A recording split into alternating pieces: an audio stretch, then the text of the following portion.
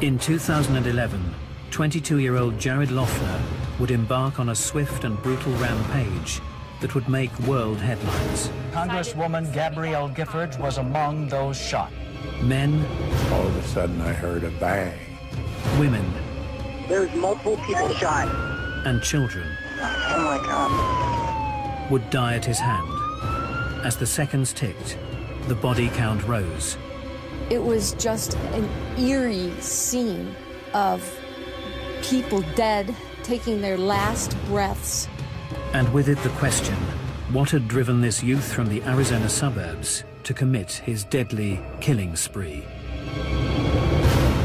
This is my genocide school.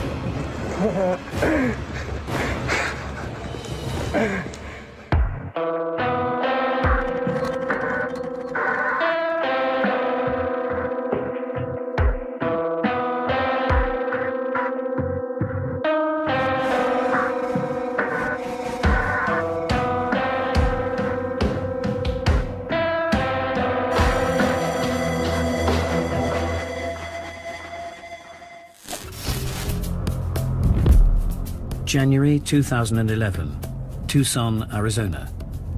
A thriving city set amidst an arid landscape in the southwestern corner of the United States.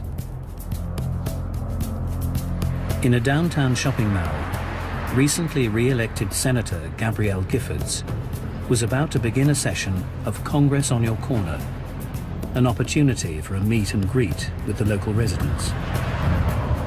Gabby is my congresswoman, and she liked to make herself available to her constituents. People didn't have to come to her office. She would announce where she was going to be and invite people to come and talk with her. Many had been looking forward to the morning, and with an air of anticipation, a crowd gathered for the 10 a.m. start. It was a beautiful, crisp, clear, bright blue sky Saturday morning. And we went out to the Safeway just to pick up a couple of small items. I pulled into the parking lot and I could see the big sign up there that said Gabby Giffords. Everybody seemed to be pleasant, enjoying talking to each other. I was enjoying eavesdropping. Spirits were high, but unknown to those gathered, a danger lurked amongst them. There were 12 chairs sitting in front, with 12 people, mostly couples, sitting in those chairs. So I walked to the end of the 12 chairs. But just moments in, and the lives of those waiting in line were suddenly torn apart. Within seconds of us walking into the store, that the pops started. I was standing there talking to this couple, and all of a sudden I heard a bang. And then a series of pop, pop, pop, pop, pop, pop, pop. Bang, bang, bang, just like that. People started running into the Safeway, bloodied, screaming. They've shot the Congresswoman, they've shot the Congresswoman. I could see the shadow of the gunman walking down the sidewalk. And at point blank range, he was shooting everybody in the head. Pop, pop, pop, pop, pop, pop. And when I dropped to the sidewalk, I felt the bullet hit the back of my head. 911, where's the emergency? 911, there was a shooting at Safeway where Gabrielle Giffords was. Was somebody shot them, sir? Yes, the guy, it looked like the guy had a semi-automatic pistol. He went in, he just started firing. Is anybody injured? Did you say Gabrielle Giffords was hit? She's hit. Okay. I believe she's breathing. Okay, and there's other people that are injured? There's multiple people shot. Okay. Oh my God. 20584. The call came out and we heard the audible tones saying that there was a serious incident that was going on. And what I was told next was there was a shooting at the Safeway. A caller's reporting a shooting a man with a semi-automatic weapon.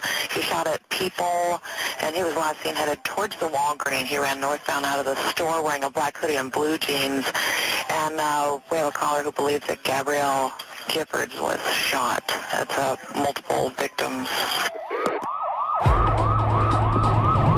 There was lights and sirens the entire way. In just 17 seconds, the shopping mall had been transformed into a scene of bloody carnage. I couldn't accept, even then, even as I'm walking out, that there was actually somebody out there shooting. In the immediate aftermath, the ruthless spree became a global news story. We continue our team coverage on the mass shooting at a North Side Safeway. Congresswoman Gabrielle Giffords was among those shot.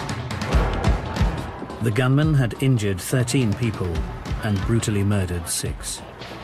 Oh my God, there are dead people outside that door, right in your grocery store.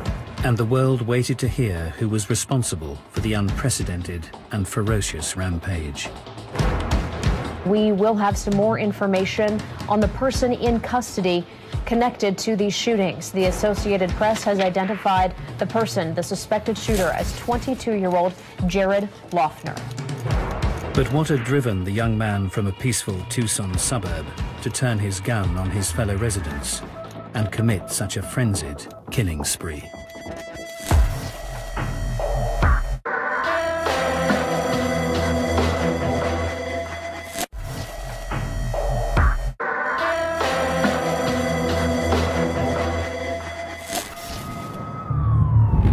(10:10 a.m., Saturday the 8th of January 2011. Tucson, Arizona has just been rocked by the actions of one young man, 22-year-old Jared Lee Loughner. All of a sudden I heard a bang. They've shot the Congresswoman. They've shot the Congresswoman. In a killing spree lasting just 17 seconds, Loughner had managed to end the lives of 6 people and wounded 13 more, including the critical shooting of Gabrielle Giffords. The Congresswoman appeared to have been his main target.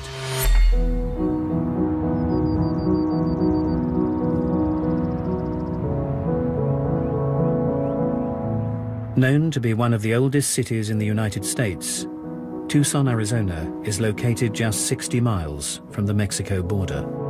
The culture is very influenced by the Mexican population, so we have a lot of the Hispanic culture here. You'll have a lot of great Mexican food. You'll see a lot of the Spanish dancing and in the music. It's beautiful, it's sunny. People have no idea when they hear about Tucson, Arizona, and think that it's just a big desert wasteland, and they come here and see the beautiful mountains and our fabulous weather. Despite its recent growth, the city is still renowned as a friendly, welcoming place. And we have a very small town feel, even though there's probably about 800,000 people that live in the community. Definitely just a nice, chill place. Great place to raise a family. You know, I loved that growing up just because I felt safe. One young resident's early years in Tucson began no differently to anyone else. Born on the 10th of September 1988, Jared Lee Loughner was raised an only child in a working-class area of the city. His mother was a respected and well-liked manager for the Parks and Recreation Department of Pima County, and his father stayed at home, restoring cars for money. Growing up in Tucson, it's nice just because it's very quiet. You get to the suburbs and it's just a nice, calm place. People, they're still friendly though. There's always something to do. There's never a boring time. During his early years, Loughner enjoyed a close-knit circle of friends. I met Jared through a mutual friend. We were in middle school. We were about like 12, 13 at the time, and the common bond we had was music. At that time, I had just learned how to play the guitar, so I was just like, I need to start a band. I need to go do something. And a mutual friend was just like, hey, yeah, Jared, he plays bass. Like, go talk to Jared. The first time I met Jared, I believe it was at a party, and because we kind of all had the same friends. Although he demonstrated a rebellious streak in his early teenage years, Loughner was far from a concern to either his parents or those around him. I think we were with Jared.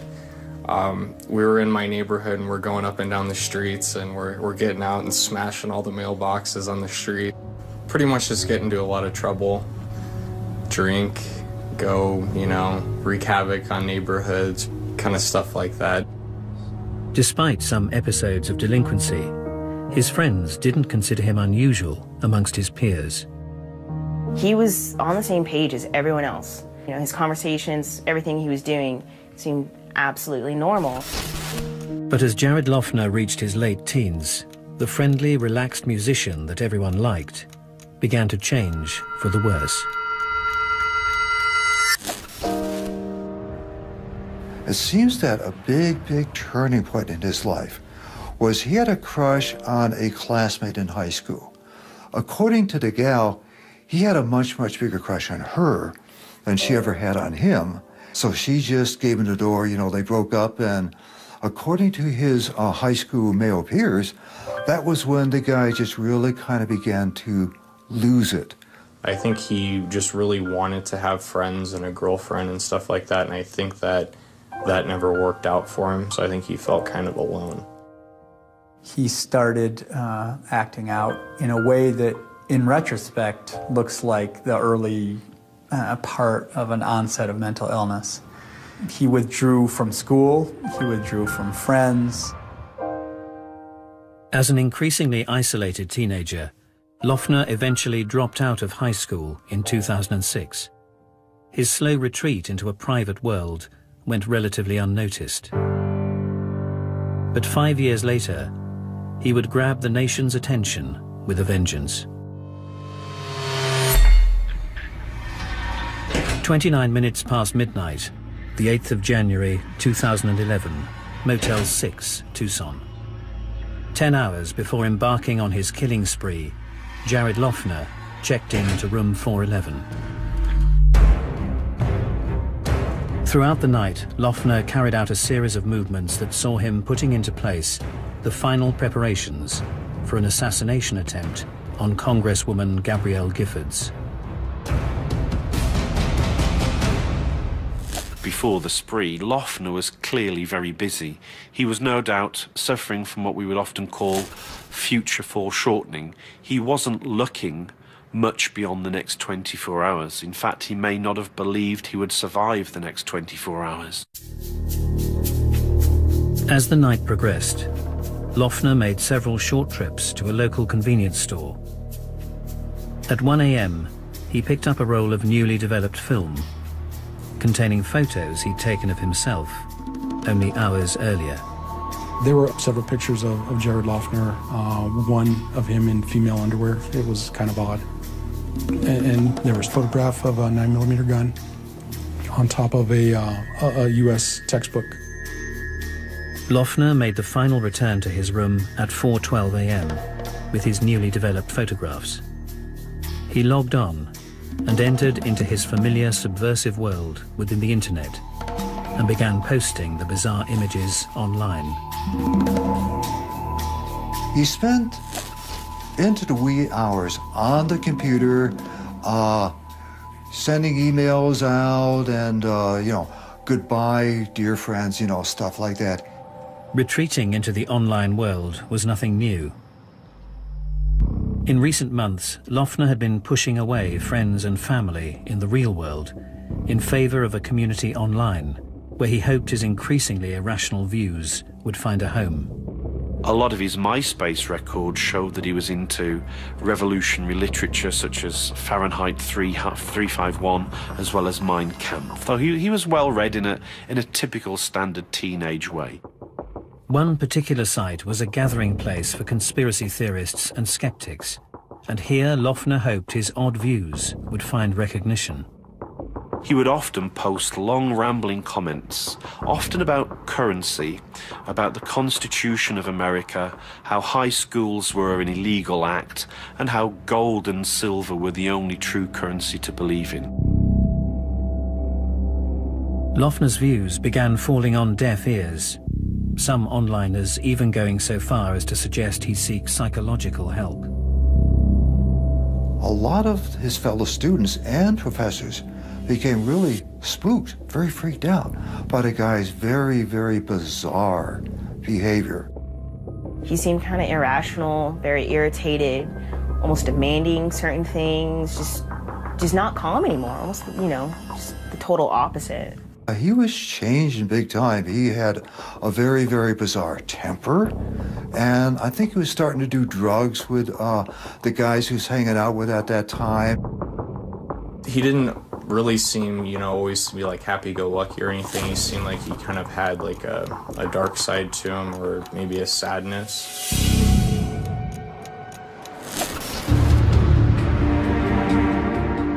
While he was at Pima Community College, there were a couple of instances when issues as difficult to talk about as abortion or war would come up. And at the most unideal times, he would blurt out in laughter. One of his female classmates was talking about her very, very traumatic experience having an abortion. And Loughner came up with this remark like, "Oh my God, you're a baby killer." And of course, people in the classroom would take exception to that and then would ask him what his problem was. What are you doing? Are you trying to make a mockery of what we're saying? And he would just always respond in kind by laughing and just saying, "You're all idiots, you're all illiterate. You don't know anything that's going on here." Several of the students were very, very spooked by his behavior. In fact, one of the gals who was in her 50s and she had been a mental health technician, she took a seat by the door and she emailed one of her friends saying, "I just have a strong guts feeling that someday this guy's going to come into class with a gun and start shooting. And I just want you to know I'll be the first one out the door." We're examining the torture of students. The final straw for college authorities came when Loughner posted a disturbing video online. This is my genocide school, where I'm going to be homeless because of the school. The Pima Community College police discovered a video he had made. He took a handheld camera and he walked around the campus of Pima Community College, and he basically talked about it being the biggest waste of money in American education. This is Pima Community College, one of the biggest scams in America. We're like, this is from Jared? Like, what? Like, this is creepy. It did not seem like anything, it didn't seem like any of his interests that he was previously aligned with. Here's the best part, the bookstore. The bookstore, the bookstore, the bookstore. It is so illegal to sell this book under the Constitution. We are also censored by our freedom of speech. It was a rambling, psychotic video that set off alarm bells in the Pima Community College Police Department. If the student is unable to locate the external universe, then the student is unable to locate the internal universe. Where is all my subjects? I could say something sound right now, but I don't feel like it. Finally, the authorities at Pima College had a meeting with Loughner and his parents and said, enough is enough. We're kicking you out of college.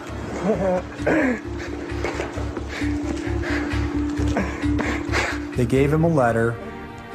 They said that he was suspended from school and that he could not come back until he had a mental health evaluation and an okay from a mental health professional, a psychologist or a psychiatrist. He was never able to produce that letter, of course. Thank you. This is Jared from Pima College. 7:04 a.m., the 8th of January, 2011. Just 3 hours before Loughner embarked on his killing spree, he again left his motel room and made yet another trip to a store. This time he tried to buy ammunition for a recently purchased handgun. He had attempted to purchase 9mm ammunition. However, his behavior was so erratic that the sales clerk denied him. Actually told him, I'll go check the back to see if I can find any extra ammunition. The clerk was, hey, something wrong with this guy. Came back and lied to Jared Loughner, telling him he had no ammunition to sell. The gun Loughner was trying to buy ammunition for was a high-capacity semi-automatic, legally purchased by himself only a few weeks earlier. He also developed an interest in firearms, which isn't that unusual, but did concern some of his friends when he showed up with a gun here or there. Some friends had some concerns about him owning a gun. At 7:31 a.m., undeterred, Loughner again attempted to purchase ammunition from a different store. This time, failing to raise any suspicions, he succeeded in buying 8 boxes, containing a total of 400 rounds. He already had his weaponry. He had the Glock semi-automatic with several magazines, which nobody needs, you know, unless you're in military combat. With only hours to go before the arrival of his main target, Congresswoman Gabrielle Giffords, Loughner was on the move once again. This time he was making his way home. As Loughner approached the front door of his house, he was confronted by his father. His father said, "What the hell are you doing here with this big bag there? Where are you going?" In recent months, the relationship between Loughner and his parents had become increasingly strained. His parents had actually disabled his vehicle and at one point taken away his shotgun just because they feared that Jared might be doing something or might consider doing something that wouldn't be safe for him or anyone else. Both Randy and Amy Loughner were clearly concerned about their son's behavior. They tried to talk to him, and they just couldn't make any headway. But that, too, speaks volumes. It speaks to his parents being concerned just about Jared's state of mind. They had no idea what he was about to embark upon, but they knew that their son was battling something, and he was certainly confused, to say the very least. Outside the front of the home, a standoff between father and son continued. Well, his dad was evidently very spooked to the point where he prohibited him to go back and use the car. Grabbing a black bag from the boot of the car, Loughner turned and fled from his home. The guy ran several blocks away, calls for a cab in his cell, so a cab comes down to pick him up. In just a matter of minutes, Loughner would embark on a killing spree that would shock the nation to its core.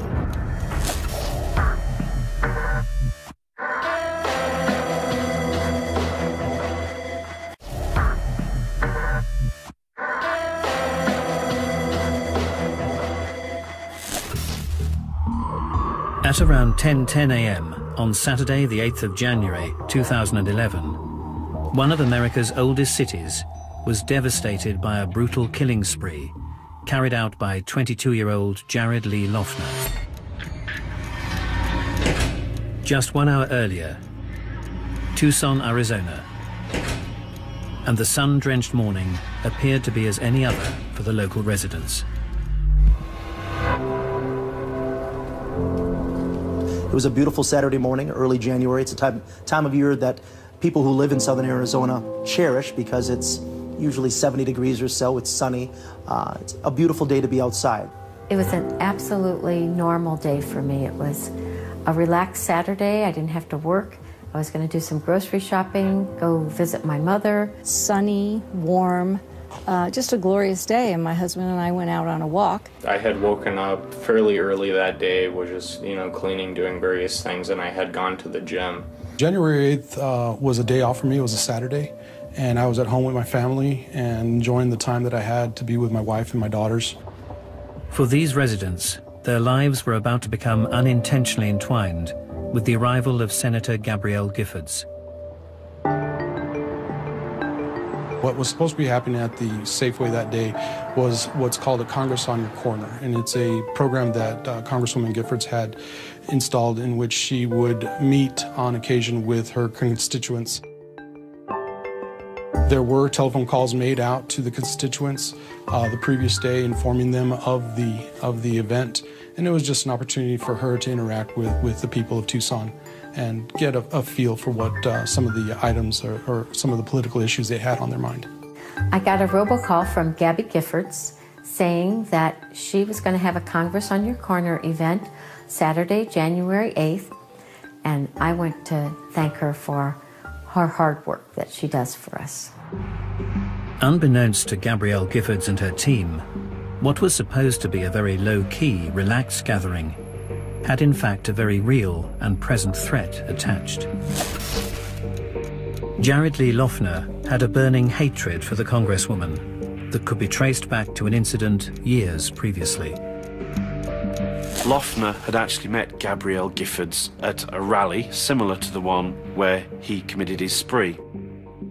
He had actually been to a prior talk that our Congresswoman gave, and he raised his hand, he had a question. And he basically asked, quote, "What is government if words don't have meaning?" Congresswoman Giffords obviously didn't really know how to answer that question because it's sort of without any context, how would you answer that? This was something he used to always say, words have no meaning. And she was kind of like, you know, nonplussed by that, said, well, thank you, and let's move on to the next question. He took that slight very personally, and it's something that grew in him over the months and years that followed. And it became not only a curiosity, but it became a very directed hatred toward Congresswoman Gabby Giffords. A later exchange would compound the hatred he felt towards her. He also wrote to her office, and her office wrote back to him, but they made the mistake of addressing the letter to a Mr. Loughner rather than Loughner, and this angered him and proved that he was clearly intellectually superior to the people who were in power. So he had no respect for politicians, state, teachers, or authority. This kind of killing spree is not political. It comes out of psychopathology, not politics.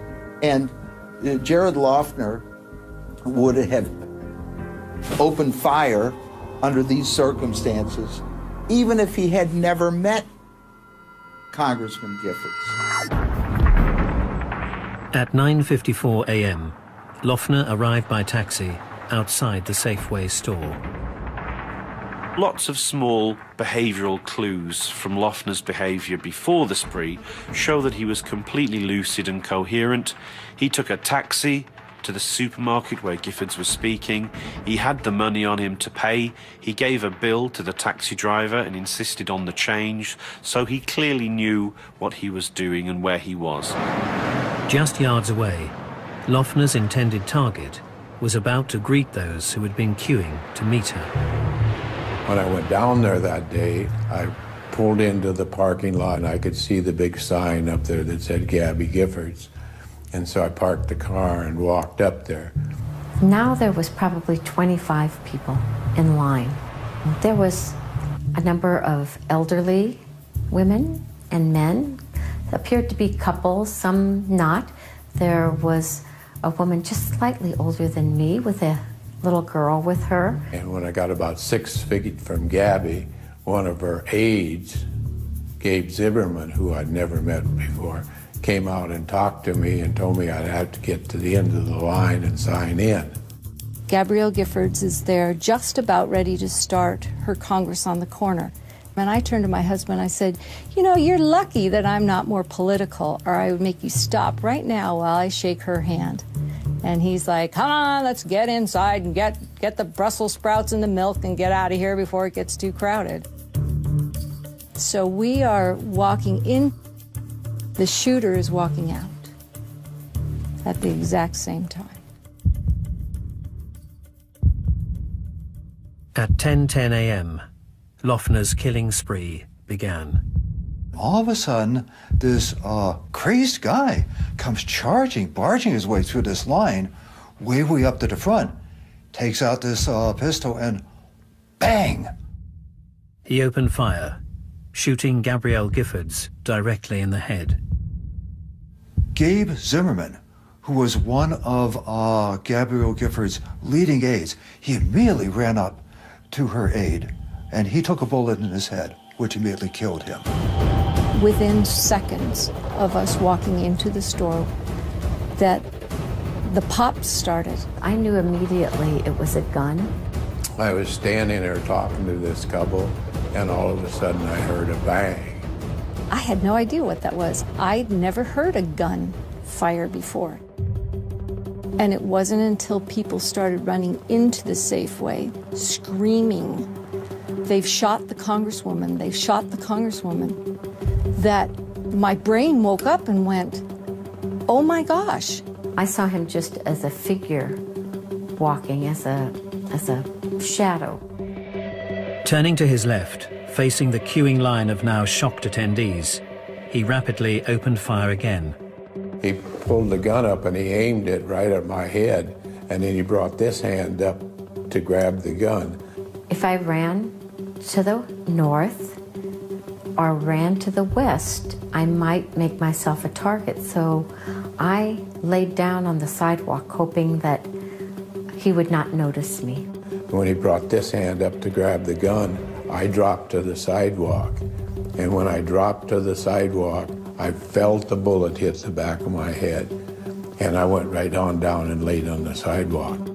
As the frenzied attack continued, Loughner turned his gun on the then district director, Ron Barber. Another attendee, Judge John Roll, leapt in between the two in a moment of sheer bravery. John Roll pushed him under the table, jumped on top of him, and took a fatal wound in the back. I walked out, and the first body that I came to was Judge John Roll. I couldn't tell where he was shot, and I kept asking. There were a few people crawling around. Where is he shot? Where is he shot? I just started doing CPR. It was futile. I mean, he was just gone. He saved Ron Barber's life, but lost his. After emptying his first magazine, Loughner attempted to reload his gun to continue his spree. In the seconds that followed, a bystander seized the opportunity and picked up the nearest chair, hitting Loughner across the back. And when this person tried to hit him with the folding chair, his left arm flew out, and that gave me a chance to grab his wrist. And I grabbed his left wrist just like this and stuck my foot in front of his feet and hit him just as hard as I could with my right hand. During the struggle that followed, Loughner fell to the ground.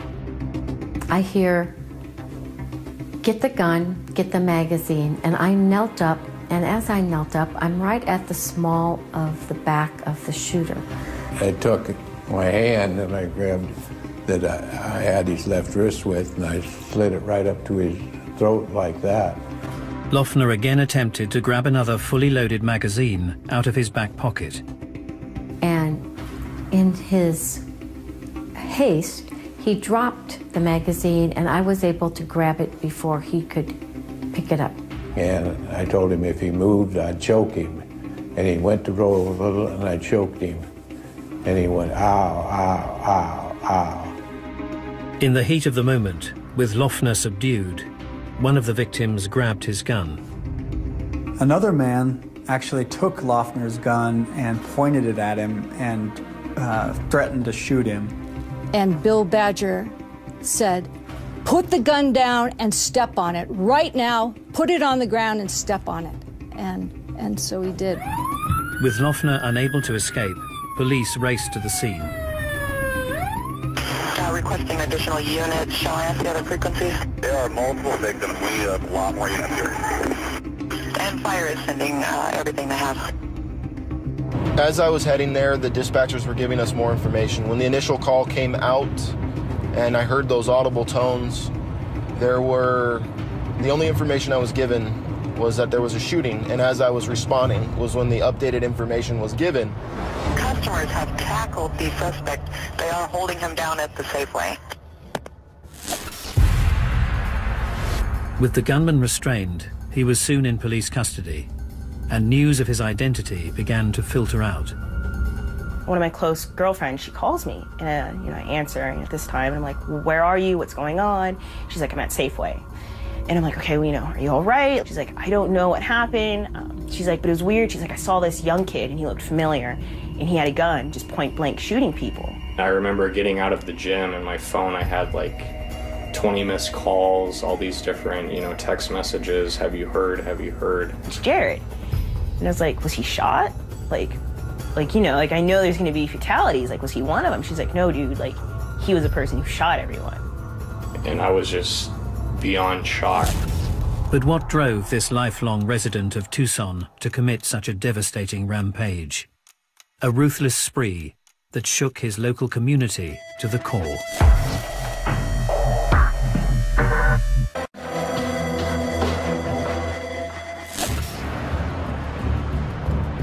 At around 10:10 a.m. on the 8th of January 2011, Jared Loughner committed a deadly killing spree in Tucson, Arizona. In just 17 seconds, he emptied a 33-round magazine of its bullets into a waiting crowd. The ruthless attack would ultimately leave 6 dead and 13 wounded. Customers have tackled the suspect. They are holding him down at the Safeway. In an act of heroism, bystanders subdued the shooter, ending the killing spree as quickly as it had begun. It was just an eerie scene of people dead, taking their last breaths. There was some cries of panic, nothing loud, and then nothing. 5 minutes after the last bullet was fired, police arrived on the scene, where Loughner was immediately placed in handcuffs and removed from the devastating aftermath of his killing spree. The first thing he said to law enforcement is, I want everyone to know that there was no one else involved. He wanted everyone to know that this was him and him alone. With Loughner safely in custody, people began to take stock of themselves and those around them. Jared Loughner at this time was in the back of the car, of one of the police cars. To be honest, I didn't pay him any mind at that point because we needed to render aid to the victims.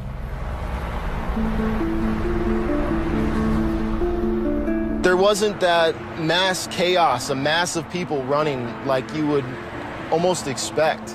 It's almost like they came together and began to help each other. I had my blinders on, and I was taking care of the people that were right here.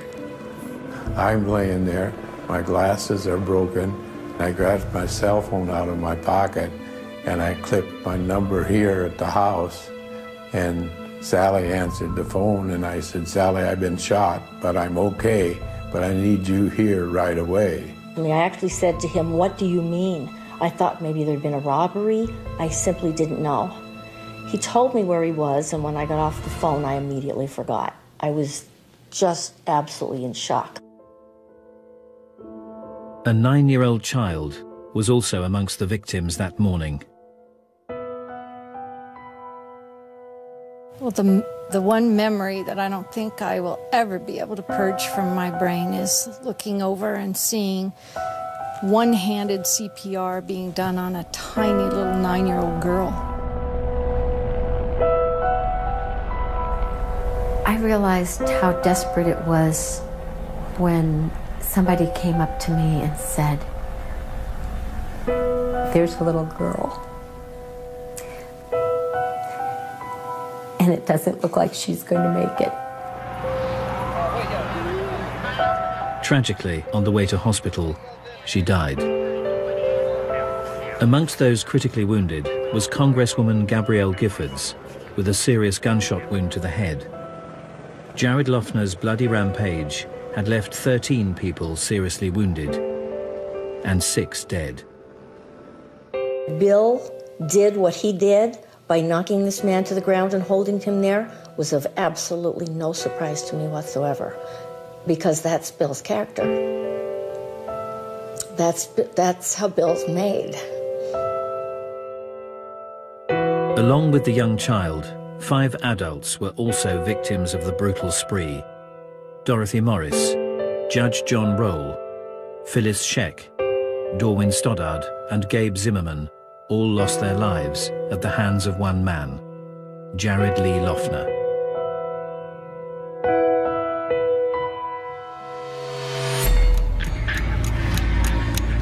The 9th of March 2011, Arizona Superior Court. Jared Lee Loughner was initially charged on 49 counts. If he was found guilty, he would face the death sentence.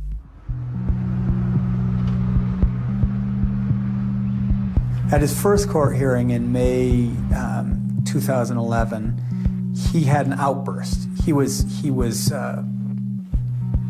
disconnected from what was going on. I think Jared Loughner was a very confused young man who was spiraling into madness. Throughout the proceedings, Loughner's behavior deteriorated, and he had to be forcibly removed from court. Deemed unfit to stand trial, he was remanded in custody, where his mental health declined further. He was in just terrible shape. He was psychotic, he was having hallucinations. At one point he paced for 50 hours in his cell, got open literally for 50 hours straight. He got open sores on his feet, those became infected. 26th of June 2011. Diagnosed with paranoid schizophrenia, the trial judge ruled that Loughner should be forcibly medicated with antipsychotics. There is a possibility that Loughner believed he was killing evil people.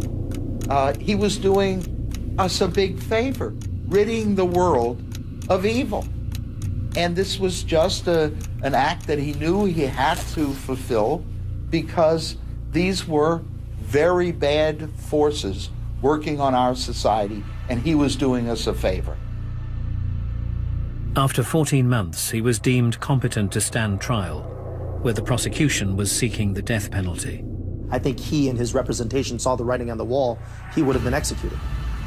In an eventual plea bargain, Loughner admitted guilt to 19 of the 49 original charges, including attempted assassination of a congresswoman, the murder of 2 federal employees, causing the death of 4 others, attempted murder of 2 federal employees, and injuring 10 others through the use of a pistol. The shooting really shook this town.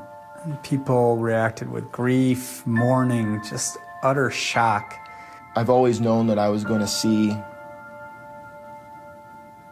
things that most people don't see, but never to the magnitude of this incident. We survived, so we try to be a voice for the people who will no longer have a voice. By admitting his guilt, Loughner avoided the death penalty. That day will be forever emblazoned on my mind and in my heart and on my soul as the very worst day of my life. Jared Lee Loughner was given 7 consecutive life terms plus 140 years, meaning under current law, he will never be released. Now this guy has got to spend the rest of his life living with the consequences of what he did. Since the shooting spree, mental health and gun control laws have again become the focus of fierce debate throughout America. I think for our people who have mental problems, we need to help them. We can't just push them out there and let them do something like this. It kind of drew a line in of who do you really know? You say you know someone, but do you really know them? You were not going to find the red flags in his childhood. And that's because he had a genetically determined illness, schizophrenia, that doesn't appear in terms of symptoms until an individual is in his late teens or early 20s. You get a different Jared Loughner at that point. And this one turned out to be extremely violent.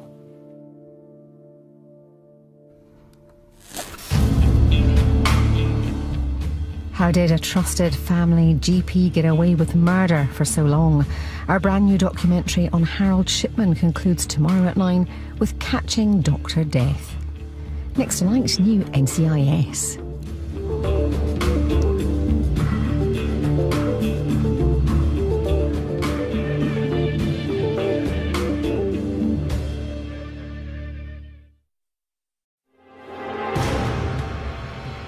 In 2011, 22-year-old Jared Loughner would embark on a swift and brutal rampage that would make world headlines. Congresswoman Gabrielle Giffords was among those shot. Men. All of a sudden I heard a bang. Women. There's multiple people shot. And children. Oh my God. Would die at his hand. As the seconds ticked, the body count rose. It was just an eerie scene of people dead, taking their last breaths. And with it the question, what had driven this youth from the Arizona suburbs to commit his deadly killing spree? This is my genocide school.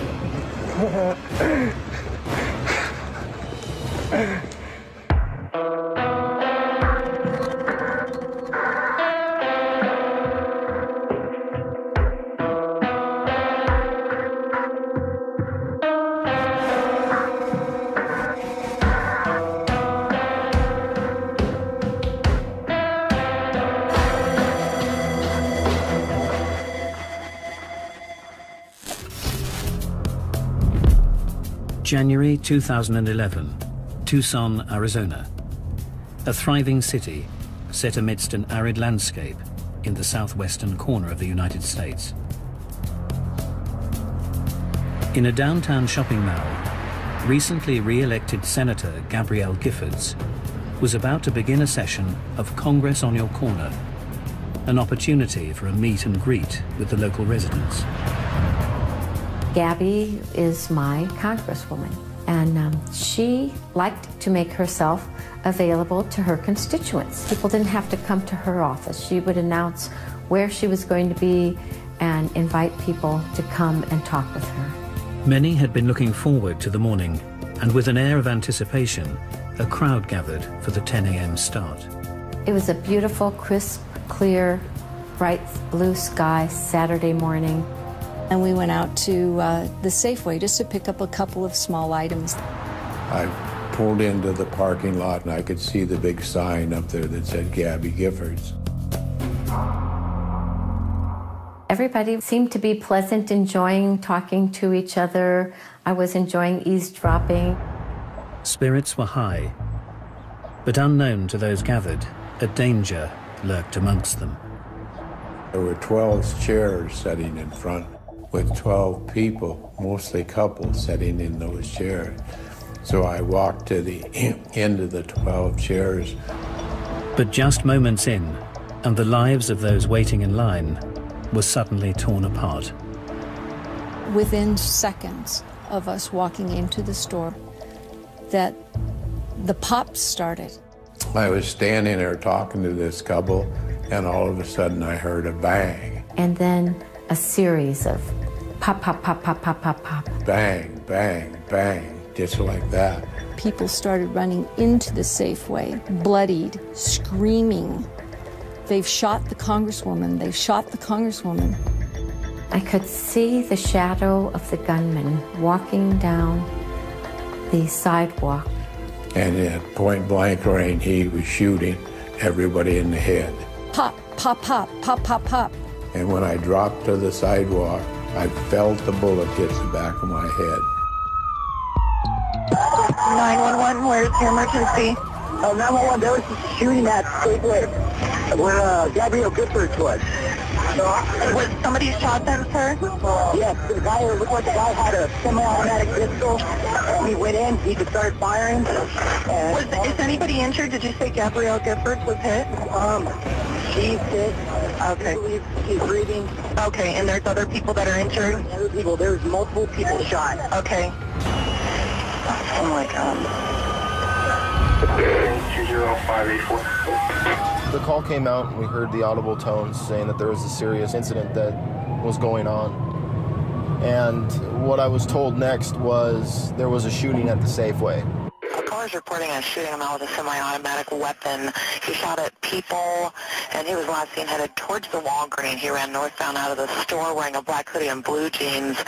And we have a caller who believes that Gabrielle Giffords was shot. That's multiple victims.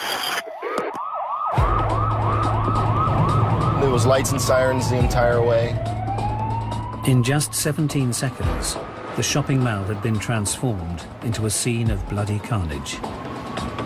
I couldn't accept, even then, even as I'm walking out, that there was actually somebody out there shooting. In the immediate aftermath, the ruthless spree became a global news story. We continue our team coverage on the mass shooting at a North Side Safeway. Congresswoman Gabrielle Giffords was among those shot. The gunman had injured 13 people and brutally murdered 6.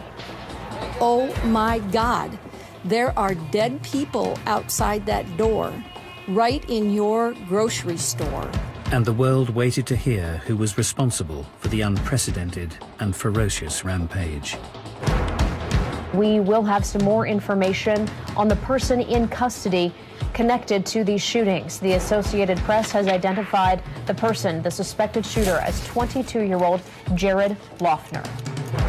But what had driven the young man from a peaceful Tucson suburb to turn his gun on his fellow residents and commit such a frenzied killing spree?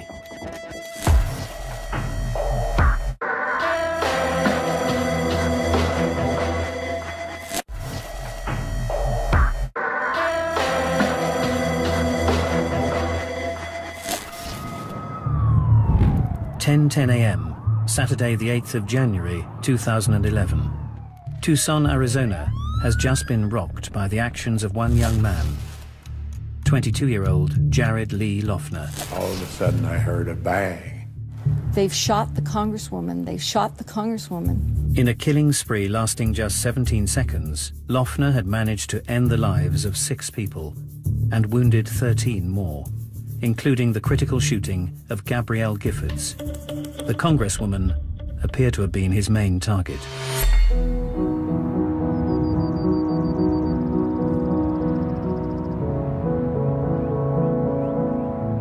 Known to be one of the oldest cities in the United States, Tucson, Arizona is located just 60 miles from the Mexico border. The culture is very influenced by the Mexican population, so we have a lot of the Hispanic culture here. You'll have a lot of great Mexican food. You'll see a lot of the Spanish dancing and in the music. It's beautiful, it's sunny. People have no idea when they hear about Tucson, Arizona, and think that it's just a big desert wasteland, and they come here and see the beautiful mountains and our fabulous weather. Despite its recent growth, the city is still renowned as a friendly, welcoming place. And we have a very small town feel, even though there's probably about 800,000 people that live in the community. Definitely just a nice, chill place. Great place to raise a family. You know, I loved that growing up just because I felt safe. One young resident's early years in Tucson began no differently to anyone else. Born on the 10th of September 1988, Jared Lee Loughner was raised an only child in a working-class area of the city. His mother was a respected and well-liked manager for the Parks and Recreation Department of Pima County, and his father stayed at home, restoring cars for money. Growing up in Tucson, it's nice just because it's very quiet. You get to the suburbs and it's just a nice, calm place. People, they're still friendly though. There's always